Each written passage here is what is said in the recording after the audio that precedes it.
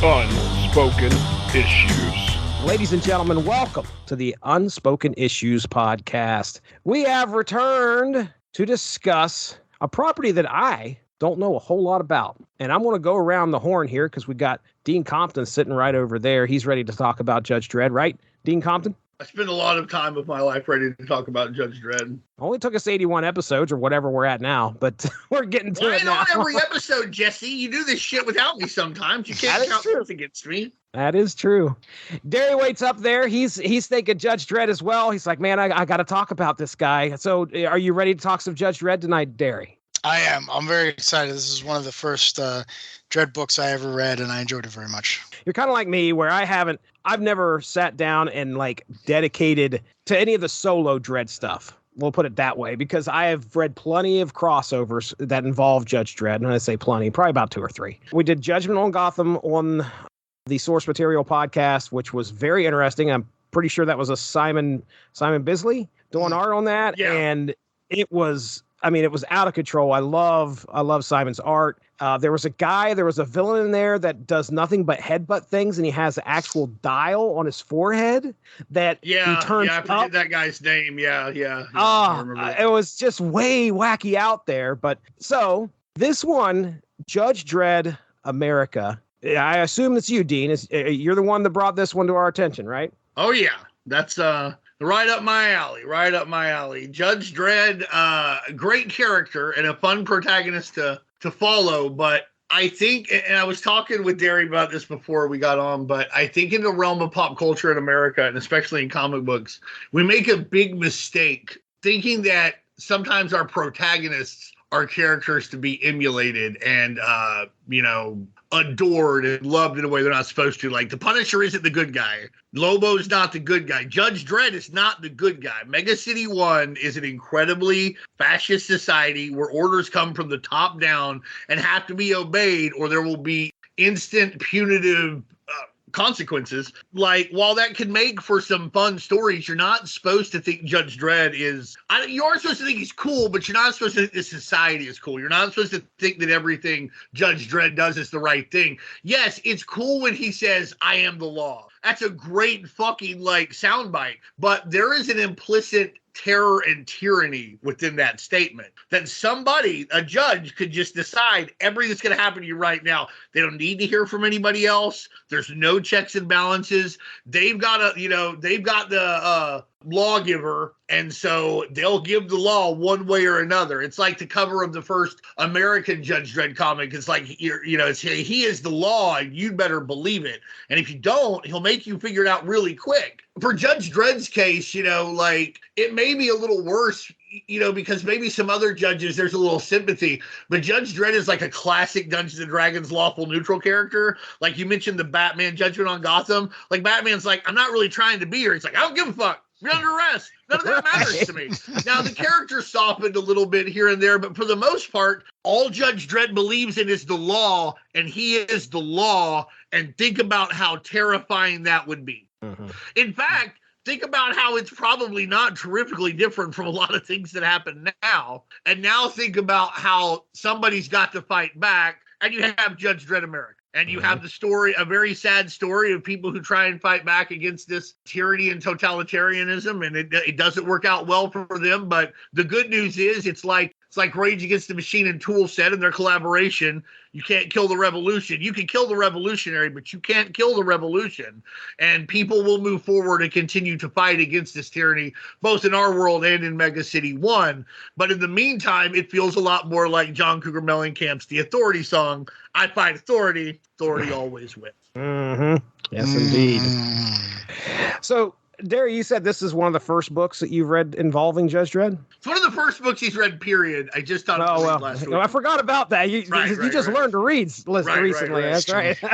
I was like, let's start with Judge Dredd. You got to learn about the goddamn world. What a way to bring him in. I love British comics, but I remember reading something from Garth Ennis once where he said the only comic he wouldn't recommend to his fans is his run on Judge Dredd.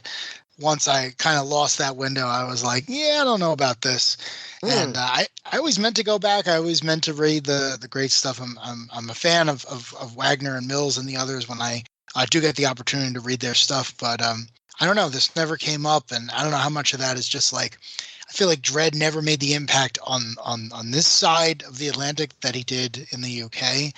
But yeah, I didn't read a lot of it, but I knew the character, I knew the premise. I'm a huge RoboCop fan, and I knew that at least part of Dredd's DNA went into that movie. So that was a lot of my context for it as well. But I enjoyed America, and to Dean's point, to Dean's many points about this, Dredd unfortunately does become more, I don't know if relevant's the right word, but like I'm reading this and this came out a very long time ago. It feels like it came out. Yeah, it feels like it came out yesterday. It feels like a book that the big two are putting out now that would just be another one on the shelf. I can't imagine what this thing looked like in 90, whenever it came out, 92. 1990, actually. Just 90. in the 90s. There you go. I'm sure Jesse has the information down pat, but they actually put this in Judge Dredd magazine, which was like they were trying, which was a big deal that there was going to be like a monthly big Judge Dredd comic because in the UK, 2000 AD, where most of Judge Dredd's adventures happen, it's a weekly comic. And so and it has other things in it. Rogue Trooper being one of the big ones. There's a couple other that like I'll probably remember as we go along, but Rogue Trooper is really cool too. And you're right. A lot of shit here has taken some of that DNA. Like I tell people are like, obviously everyone knows I'm a huge Punisher fan. They're like, do you like Punisher 2099? I'm like, yeah, it's Judge Dredd light. Yeah. I mean, Ghost Rider 2099, which we covered, has a lot of Judge Dredd in it. I remember. And so, yeah, a lot of stuff. I think that's one of the reasons it never quite hit as hard here is because, like, we took, but by the time it got here, I think on a regular basis, I'm pretty sure Eagle Comics' Judge Dredd #1 is like 83. It's 4 years old, and it's already starting to seep into stuff like Escape from New York's already come out by then. Stuff like that. And then it's a niche comic. It's coming out from a smaller press here. Big deal in England, obviously, but Eagle Fleetway, doesn't have the reach here. They did a pretty good job, all things considered. Strontium Dog, that's another one from 2000 AD, I believe. Strontium Dog, but like they didn't have the reach here, so it never quite hit. For most people in America, Judge Dredd doesn't exist until the Sylvester Stallone movie, right? At which point there's a toy line, there's the big movie. DC actually licensed Judge Dredd at that time and put out 2 different Judge Dredd ongoings. One was like, hey, Judge Dredd, whatever. The other was Legends of the Law, in the vein of like Legends of the Dark Knight or Legends of the DC Universe, a prestige title where they'd rotate, creators. They both got over like, a fucking wet fart in church. Like nobody really cared here because the movie was a flop. But like, Judge Dredd, I feel like you're right. It's never quite hit here. He's never quite gotten over. The 2012 movie, like we're talking about, is a masterpiece. Everybody should watch that yesterday if they can. I think the reason is because, like you said, the DNA wound up in stuff like RoboCop and Punisher 2099. It's also a hard sell. The other thing too is like, one of the reasons I think the movie didn't land as much as it did is, to your earlier point, is like you have to be comfortable with the fact that Dredd is not a heroic person. He can be a protagonist. He's actually a particularly great protagonist, but he's not heroic. And a lot he's of a solid protector, provided there is a threat to Mega City 1, like I said, like aliens or the Soviet sit block or the zombies or Judge Death, who comes from another dimension where he killed everybody. All the judges like, the only way to win is to kill everyone. Yeah, then he's a good protector, but you're right. Go on. Sorry, I didn't interrupt. No. I mean, all of those are excellent examples, and that's exactly what I mean. I feel like that's the biggest obstacle to kind of selling him to a larger thing because it doesn't fit in that black and white Americanism. And I'm not saying that's a good thing. I actually think, based on the comics that I read as a teenager, once I realized they made things other than Spider-Man, things that swore a lot, I definitely would have been. And obviously, like when Jesse discovered Cyberforce, what a day! Impact, baby.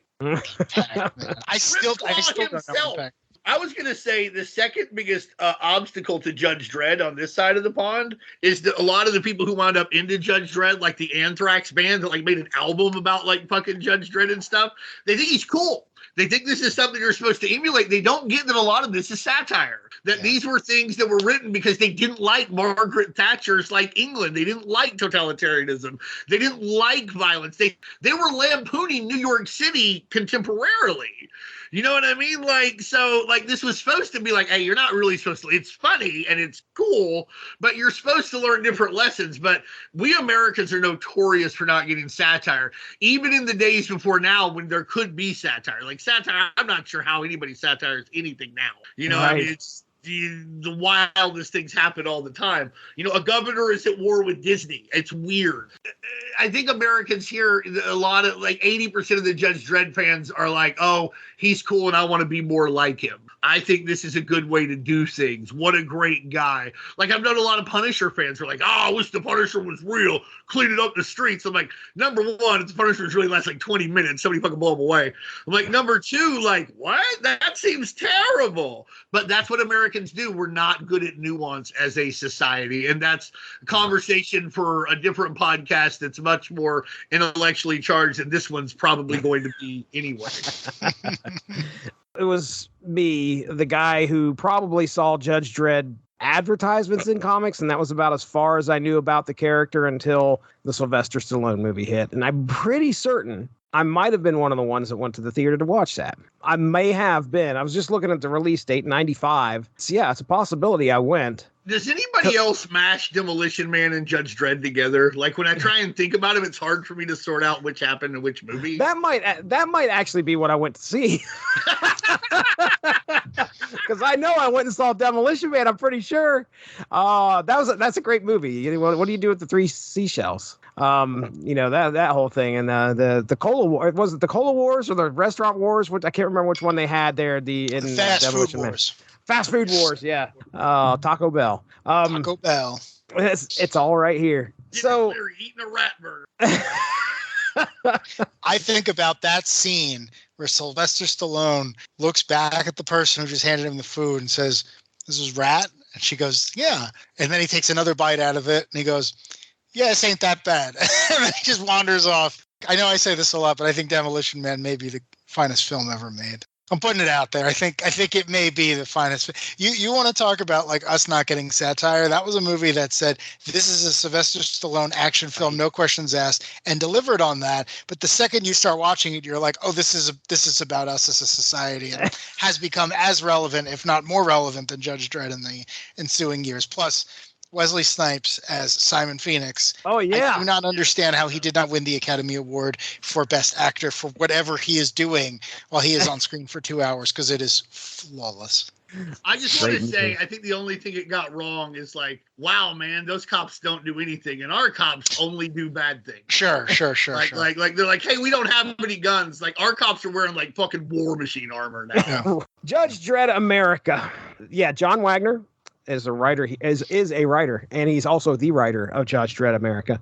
Artist Colin McNeil come together here on this piece. Just as Dean had said, this released in 1990 through the, what'd you say? It was Judge Dredd magazine, right? Magazine. Yeah. As you said, it was a weekly comic. I was looking at the issue numbers. It said 101 to 107. So I don't know if that means January. I have no idea. When I say, I mean 1.01. I'm going to be honest with you. Like, the British numbering shit, like, it gets, they're like, oh, it's 2000 AD, Prague 4117. Like, I don't know what that means. I'll just read it, you know, and I'm in a 2000 AD group, and I'm just too scared to ask. Because they'll be like, oh, look at this fucking limey ass noob, you know, or what the fuck ever, you know, goddamn piece of shit. You don't even know anything. But I know strontium, dog.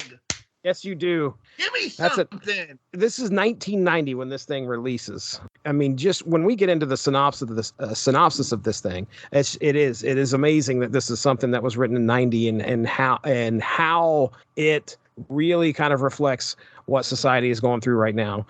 So let's go ahead. I'll get into the synopsis here, and then I've got some questions. You guys chime in with your notes, whatever. We'll do it the same old. Well, if there's anything that we learned from this, you have questions, but I don't know if there are any answers. You know? Right.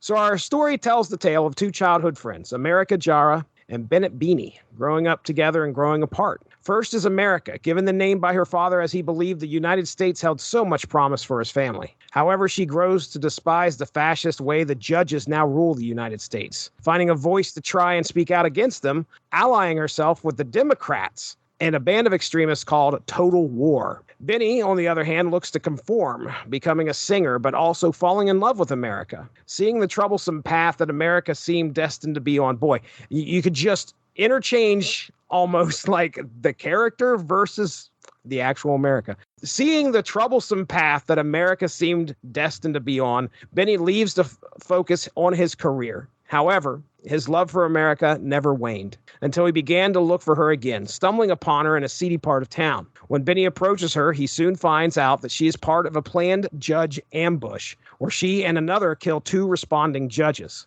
America's associate then turns his gun on Beeny, shooting him in the throat, nearly killing him. As America escapes, Beeny is taken to the hospital where he continues to protect America as he lies to the judge about what happened. Sometime later, a recovering Beeny, who will never sing again, has a visitor at his house. It is an apologetic America begging for his forgiveness. America stays the night with Beeny and the next morning asks him for a large amount of money. Fearing what the money will be used for, Beeny agrees, but this time calls the judges after he finds out she and her organization plan to blow up the Statue of Liberty. As America and others drive into the setup, the judges unleash a barrage of gunfire into their vehicles. Beeny watches in horror as America, riddled with bullets, drags a United States flag to the foot of the statue and collapses in his arms, alive but brain dead. Mourning what happened to America, we close the book showing Beeny has begun singing again, but has put his brain into America's body, sharing her song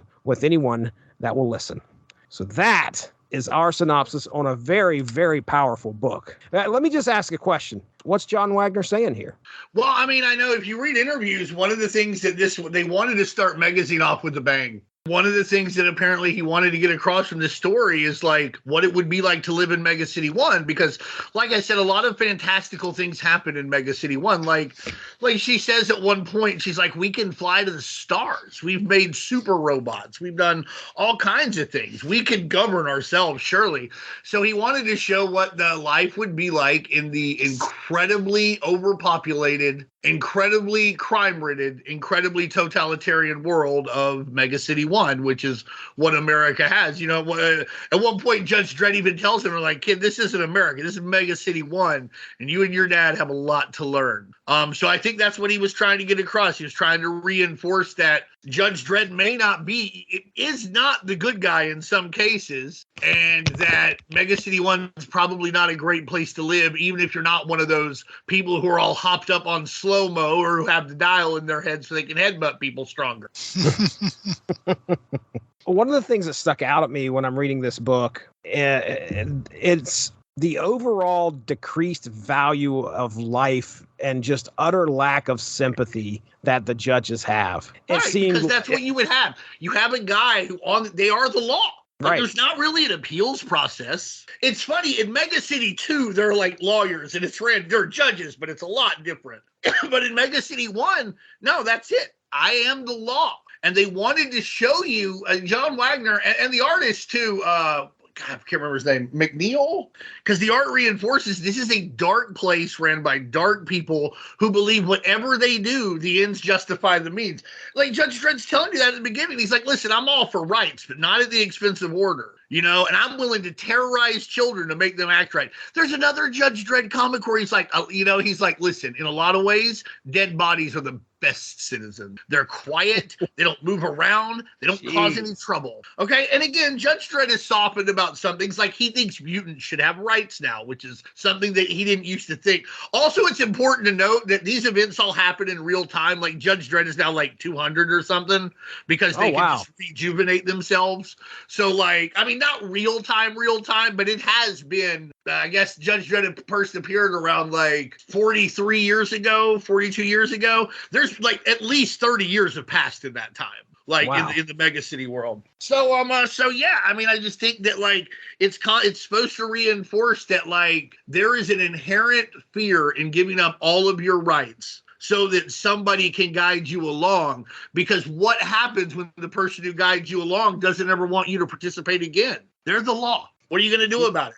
They can just kill you if they feel like it. What are you going to do about it? It's a question that we ask all the time now, particularly if you're a minority. You mentioned the art, and I did have some notes on the art here. I put in here that Colin's art can be striking, beautiful, and brutal. There's a few pages that I noted here. The page where it's just a judge and a young boy who dropped the ice cream cone. That's all you see. Yeah. There's no background. It's just a white background. The ice cream cone is on the ground and the judge is like towering over the kid. That's a great page. There's a splash page of the war that's going on, or that went on, and it's amazing. And then the pages where Benny gets shot. You talk about brutal. Yeah. He gets shot in the throat, and it is something else. I find the art here to be hauntingly impactful, is the way I put it. Like, there's a lot of impact, but there's almost like it almost hangs in the air. Like, everything that's done, like, you can feel it. Like, there's this almost gothic hauntingness. I know that's weird to say about, obviously, a very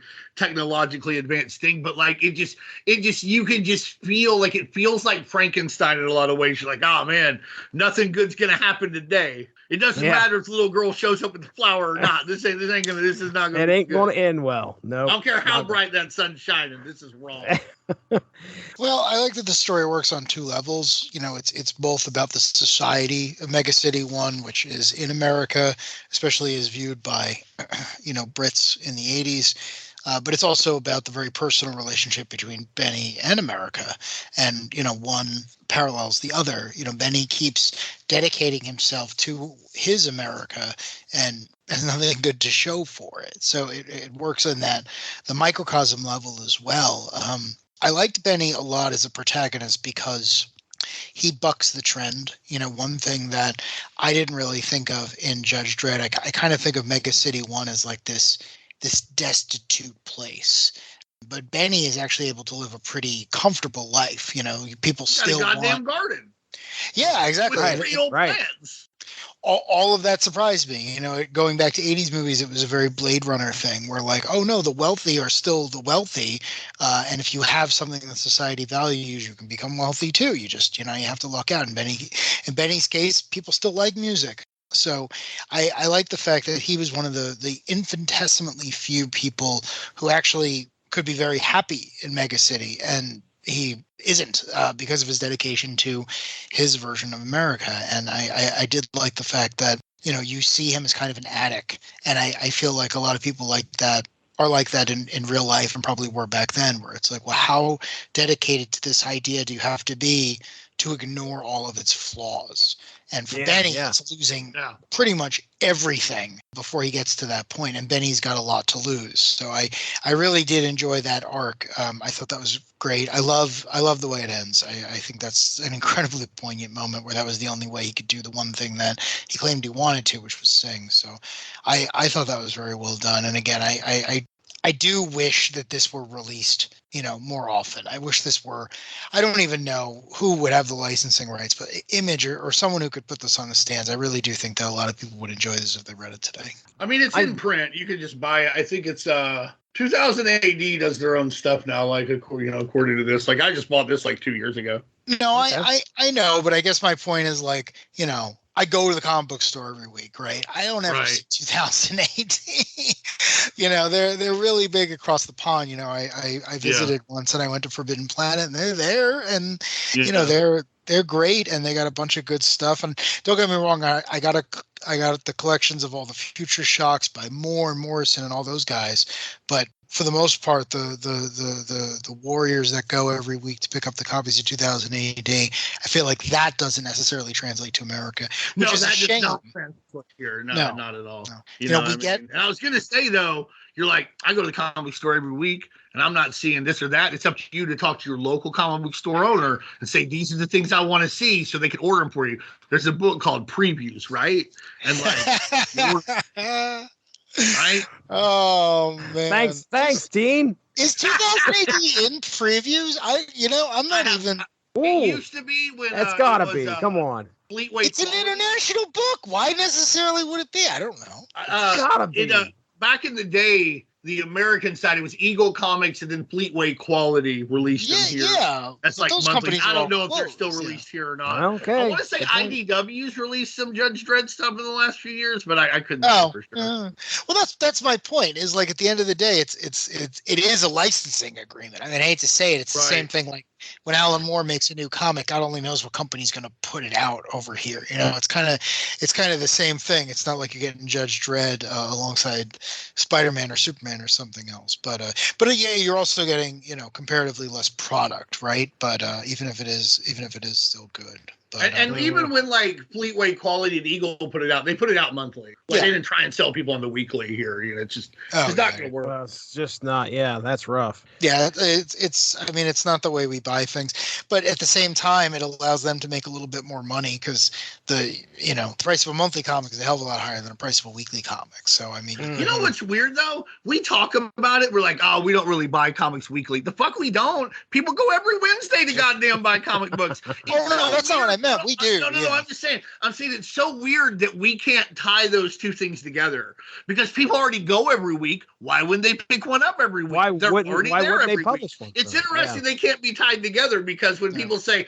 oh, we don't buy comics weekly here, we absolutely do. We don't buy weekly periodicals here, weekly comic books. And I think it's interesting that we can't marry those two habits. You'd think it would be easier. Right. I think the last time somebody tried, I know, didn't DC try and do Wednesday comics around like 12 years ago or something?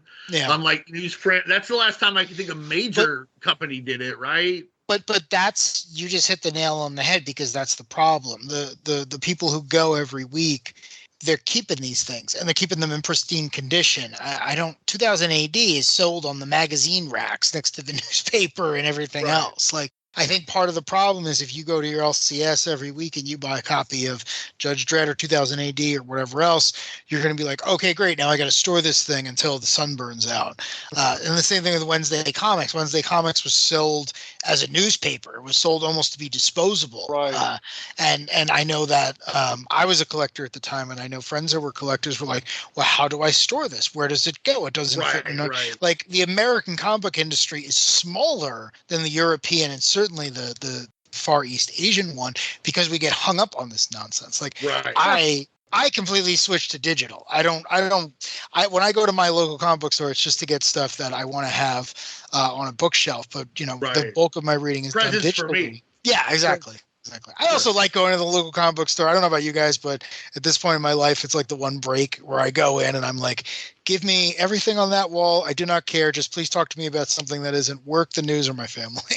I finally quit buying Punisher, so that was my last comic book that I was buying. Well, I mean, I have like every Punisher issue from like the first one until now. So I couldn't do it. I had to drop it. I couldn't. Yeah, I just dropped it. So that was my last one as far as like I got it all the time. Now I buy Epic collections and I buy toys and I'll get like a one shot that catches my eye or a key issue that I like. But like, no, I don't. When I go, I don't pick up like I'm like I don't have a folder or shit anymore. Yeah. If anyone is listening to this and they're wondering what they should get, Ahoy Comics is a small publisher out of upstate New York. Their comics are all hilarious, very, very funny. Baby. Tom Pyre used to work at DC, great creator, great editor. But my point was they give you a lot of back matter. They give short stories. They give art. They give full page. Like if you drop a couple of bucks on anything that says Ahoy Comics, you are not going to feel like you wasted your money. I cannot say that on anything coming out from the big two. Like if you're just looking for something random, go in, ask your person, be like, hey, do you have anything from Ahoy? It's probably going to be good. It's going to be worth your money. And if you like it, there'll be another one next month. What you should do, Jesse, is every time he said Ahoy Comics, like beep it out and be like, they didn't pay us. I can't put that in here, man. Product placement, you know what I mean? I've liked what I've read from Ahoy Comics. It's not very much, but Tom Pyre and I are like friends on Facebook, and we talk on Twitter sometimes. It's funny. Fun guy, and he's a great creator. That we should talk about Our Man sometime. He did a really great job. I suggest, I absolutely. I love his Our Man book, and I always tell people, I'm like, you probably haven't read it, but you're missing out. It's a damn fine book. It takes a giant, ridiculous Grant Morrison concept, makes it incredibly relatable, and it's easily the best Snapper Car story ever told. Well, that's not a high bar to come. It's not a high bar. Unlike Total War, they have a high bar to jump to try and get back democracy. Darry was talking about the relationship between America and Bennett or Beeny. I'm sure we've all had those relationships in the past where you can kind of see somebody going down a dark path. Now, granted, her path may have been justified, obviously, in her eyes as to what she was doing, but it was going to be a violent path. It was going to be one filled with a lot of strife and dangerous to her. Stan, you're right, but remember, they tried to do it peacefully and the judges fucked it up because the judges didn't want to concede any power. So it didn't necessarily have to be that violent. The judges wanted violence. It's like Allen Ginsberg says it had to be playing on the jukebox. It was a group of people. They wanted Attica. They wanted Kent State. They wanted it. They wanted the war in Vietnam. They wanted this because it gives them a pretense to engage in further curtailment of civil liberties and social justice. Could you imagine the one person who listens to this podcast because they like Judge Dredd and they hear you go on about Allen Ginsberg and they're like, oh shit, this is not what I expected. Don't get me wrong. We all go on and on about Marvel 2099 and the other ephemera, but you want to have, a deep dive conversation about the erosion of civil liberties. Dean Compton's your man. This goes all the way back to when they were kids. He could see that she was obviously going towards something that was probably going to buck the system. Is probably the best way to put it. I was going to say there's a lot of danger involved, but the violence didn't have to be as violent as it was. I'll agree with that. Brought that on themselves. I'll agree to that with that to an extent. I mean, not that things didn't get violent on her side. She set up a judge and murdered. But that's after the march. Okay. All right.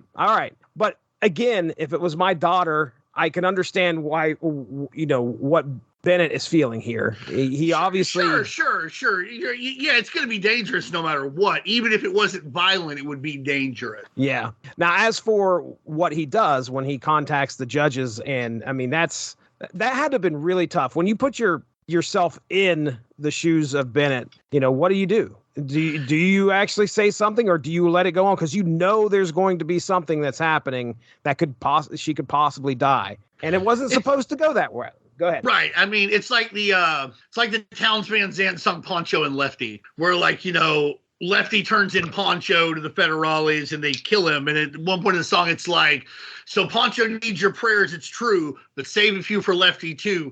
He just did what he had to do, and now he's growing old. Bennett did not have the strength to do that.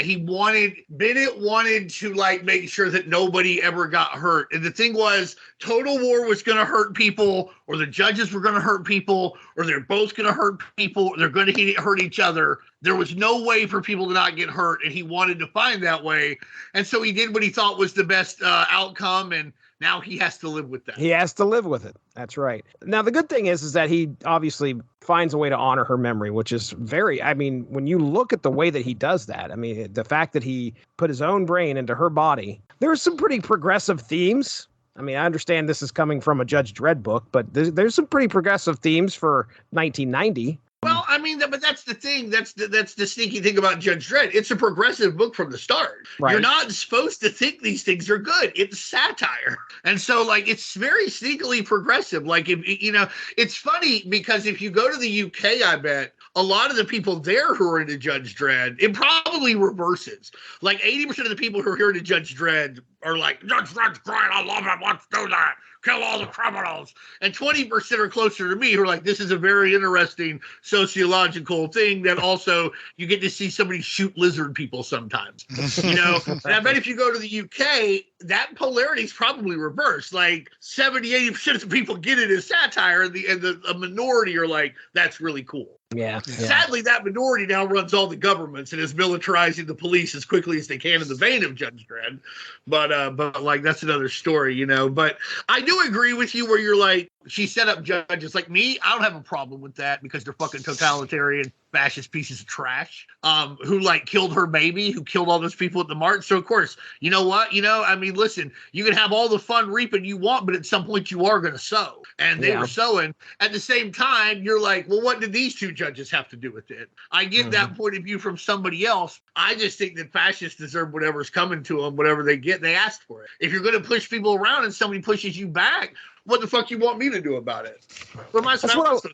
Fuck you. What I love about It's what I love about this story, though, is it being told, primarily from the point of view of Benny, who's watching this all go down, watching this woman that he loved, all this ferocity that she had, with all this drive, and the fact that he has to make this horrible decision to turn her in, and then, of course, it all backfires, and he watches it. It's tragic. It's very, very tragic. And again, it didn't have to go down that way. They killed those people because they wanted to. Right. They tell Benny that he's like, you said you could have picked him up anytime. That it's funny because that's very similar to the Waco story. They could have picked David Koresh up any time. He left that compound a lot, went jogging and did stuff. They wanted to make a big show, and it backfired on him that time. And I'm not saying that's good. I don't, because David Koresh and his weirdos are just a different brand of fascist. I'm like, let them fight. But at the same time, what we wind up seeing happen again and again when governments have the monopoly of violence that we've allowed the state to have, they tend to want to use it as an example to convince other people to quell other resistance. That's what this is about, and that's always bad. It's always unjustified, because if the point of the state is to make sure that people live as well as best they can and things go as smoothly as they can, the state should not kill people to set an example. But here we are, the judge is just like, yeah, we did that on purpose. You're not the only one in show business, Benny. Yeah. Man. And you talked about those 2 points of view. There's a third point of view, and that's Judge Dredd. And from the start, and at the end, he tells you what a creep he is. And then you'll notice, even when he's not talking, he's watching them. He runs them when they're kids, when they're in high school. He's looking at them through a fucking binoculars when she's talking about how she's gonna, paper the streets because it's illegal to apparently post things now at this point. Judge Dredd's point of view is always there as well, that he was always a domineering, at least potential threat, if not actual threat. And the second he could be an actual threat, he did not hesitate to be so. Basically that's it. It starts very harsh and it ends very harsh. There are sequels to this where we see what happens to Beeny and eventually there's a child involved. And we see what happens to that child. I don't like them. I think they take a very wuss and soft way out of this instead of confronting the problems better. The creators would disagree, I'm sure. I'm a very hardline anarchist, so to me, it's probably more binary than it should be. But for me, I feel like it takes a very, very easy out instead of actually confronting these problems. At the same time, if they legitimately confronted the problems, the judges would be overthrown by sheer numbers alone, and I guess 2080 would shut down. True. Well, just to play devil's advocate, I will remind everyone that the judges did not evolve in a vacuum. The judges are a result of society collapsing, right? Through a variety of things. It's like, one of my favorite comic books of all time is V for Vendetta. In that, very similar to this, coming out both before and after, that is about how when things get bad, very bad, it's very easy for the populace to say, oh, okay, well, you can fix this, fix it. As long as I can wake up tomorrow, I don't really care what I have to give up. The judges are in many ways a cartoonish extrapolation of that, right? They have the law master, they have the lawgiver. They're called judges, but they're police officers, with the idea being that they can dispense justice immediately, which should be the most un-American thing you can imagine. But again, to a couple of Brits, this is the where we could go, or where we have gone, or where we will go. And I love that, because it's the ability to have someone point at us and say, well, do you guys even realize that, this is, for all the good that was done, this is easily where you could end up. So I think that when we say that Dredd is not someone to be emulated, I agree 100%. But I also would say that he's a cautionary tale just in the fact that he exists at all, and that's very important too, because this whole comic is about the idea that the judges run things, but they shouldn't. They should be tools of the state. They should be tools of the people and whatnot. So I think that's important to remember too. Benny and America and everyone else who's victimized and subjugated in this environment, they're the result of decisions and situations that could have never been made on their behalf, but were because of how bad things got. So, I always go back. I mentioned this when we did the Seven Super Sons or whatever it was called. But one of my favorite movies is The Seven Samurai, and that's all about how the people who are subjugated, the people who subjugate them in the society they live in, you're all connected, right? No one exists in a vacuum. It takes a village to raise a child. Everything is interconnected. It's the same thing in Judge Dredd. Like if a person is being horrible to someone else, whether it's their job, whether they see it's the only way to get up in the morning, or whether it's just what they choose to do because they think someone else is going to like them, it's still a decision they made. But once you realize that we're all in this together, things tend to get a little bit better. But Dredd is not about that. Dredd can't see that. Dredd thinks if I compromise in any way on even the smallest thing, this fragile, tenuous society we've been able to carve out in the wasteland is going to collapse in on itself. So Dredd does think he's doing the right thing. I don't think he is. Of course he does. Of course he does. There are just very few fascists who think they're wrong. Like there's some grifters who know they're full of shit, you know, but yeah, they will all tell you the same thing. It's like in the Avengers movie when Loki's like, you've never met a man like me. And that guy's like, they're always been like you. Like these are very old and tired ideas that have never led to anything except ruin, no matter, what condition they sprang out of. So until we move past these old and tired ideas, I guess, we live in Mega City 1 and here we are. I literally live in Mega City 1. So do I. Yeah. Oh, yeah. You do. Yeah. You do. Actually, Jesse, you might too. I looked up. So again, I'm a Dredd novice. So I did look up the maps for Mega City 1. They are not set in stone. We may get parts of Ohio. So I gotta look now. Let's take a look. Mega City. The most popular one is like Washington D.C. all the way over to like Pittsburgh to like Boston, like about there. Yeah. Some of them go as far south as Atlanta. I saw that. Yeah, I saw one that went all the way down. I was very surprised by that. I don't know the difference. It could be, because there's like wars and stuff in Judge Dredd. Like at one point they nuke the Soviet sit and Judge Dredd hits the button. He's like, yeah, no problem. Whatever. And different things happen. So some could have been canonical at one point, then weren't, or they could have been a reboot. Like, I don't know that much about it.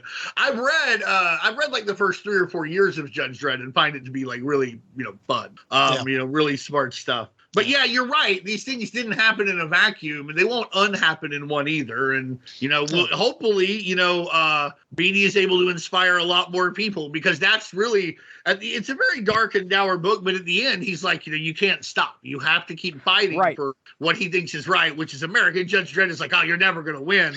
Well, I guess that's the eternal struggle, isn't it? I guess that's the way it's always been. And until one side completely eliminates the other, it's the way it'll always be. And I don't know. Either we're all going to die or one side's not going to eliminate the other, it seems, because no matter how much, like, we fought a whole war about this shit and there's still Nazis, and like, it's wild. You need both, because you need these ideas to evolve in time with the other side presenting its case. I mean, that's kind of the problem here is, when things get bad and one side is able to become 99% of the problem, you get the judges and you get a population that doesn't know what to do with itself. And then once an equilibrium is reached, they're like, wait, why did we let you guys be in charge? And then they're going to rise up. And then, if they reach an equilibrium, great, maybe they'll be good. Maybe they'll figure out how to terraform the wastelands or whatever they're called.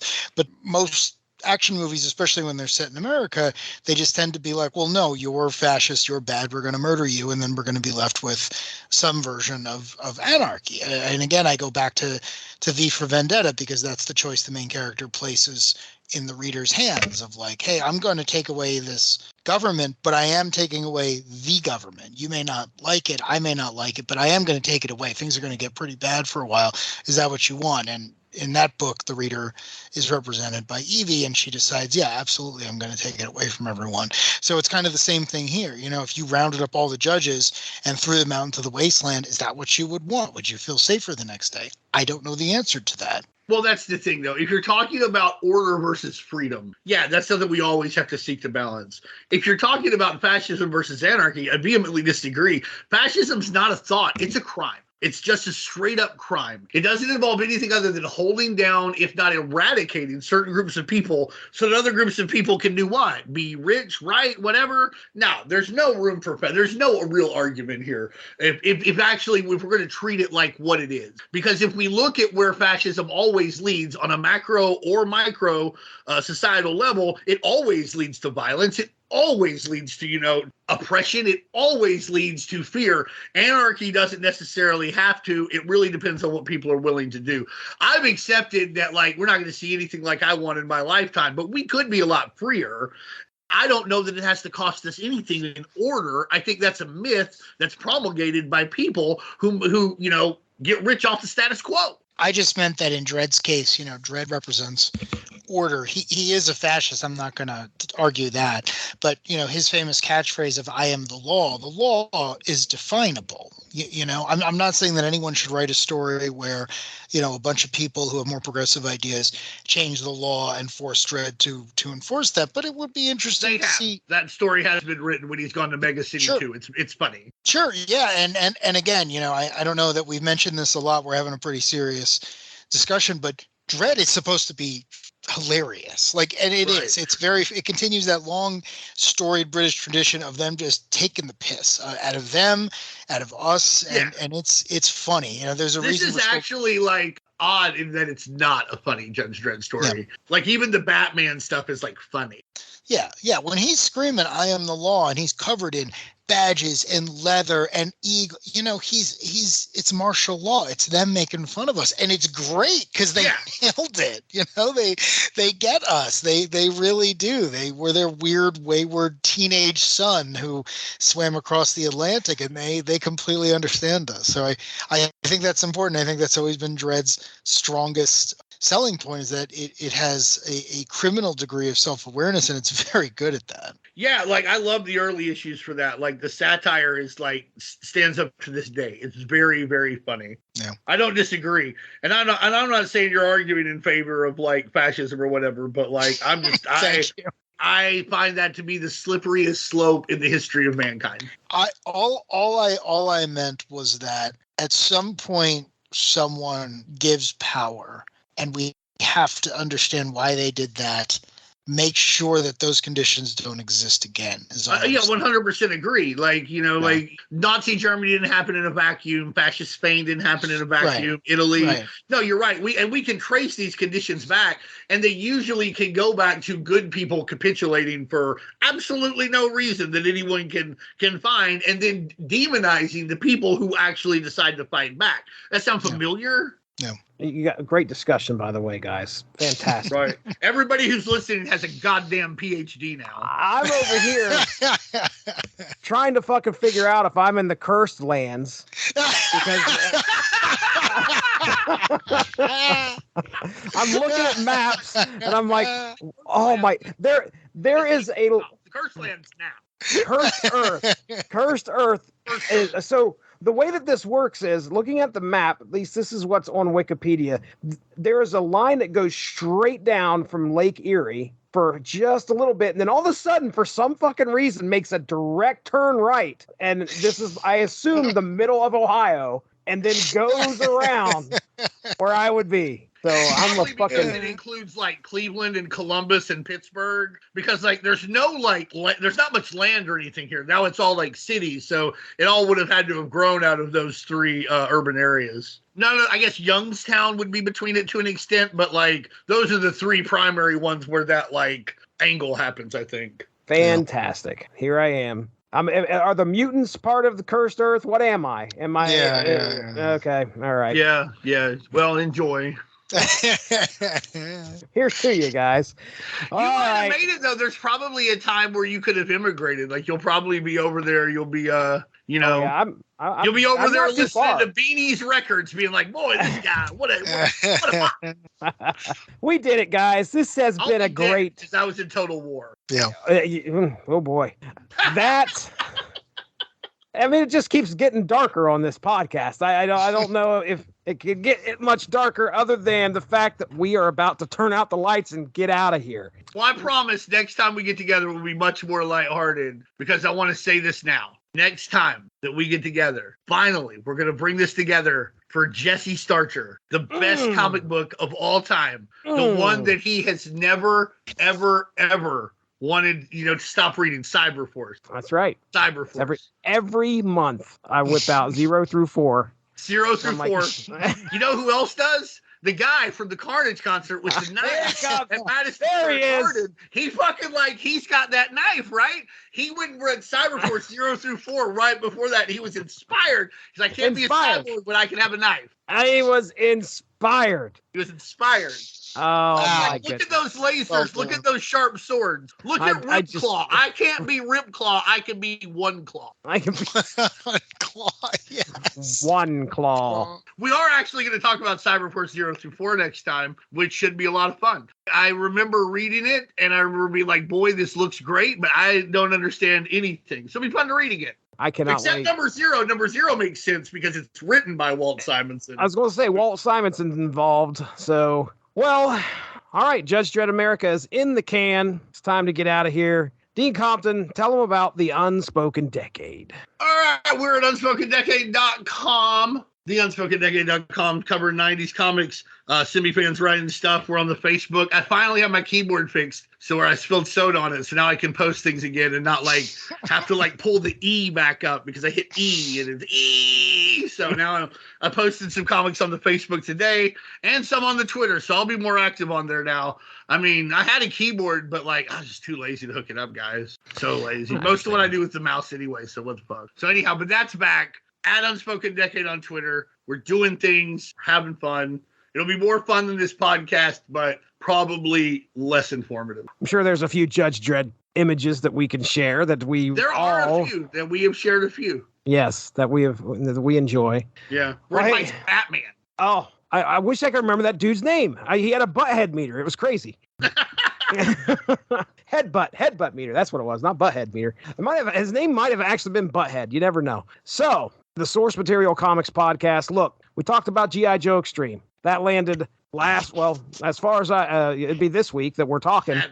G.I. Joe Extreme. I threw some cuts in there. We opened it up with the intro from the cartoon. You can't get any better than that. And then I even threw a commercial in there, if I remember correctly, from What's It's Awesome. And then, you can hear me and Evan Bevins talking Snap Material, which is our Source Material special episodes for Marvel Snap, the mobile game. So if you enjoy playing that, you can check out some of the quick hits that we've done here recently, talking about the most recent season. And then the last Source Material that we just released, our 334th episode, where Mark Radulich and myself got together and talked The Fourth Man, which was a really interesting book. I think it was Mike Deodato Jr. was the artist. And when you look, I remember this was a great book where I was like, what a crazy concept. 2 warring car dealerships that result in a murder. How outlandish is that? And it turns out it's based on a true story.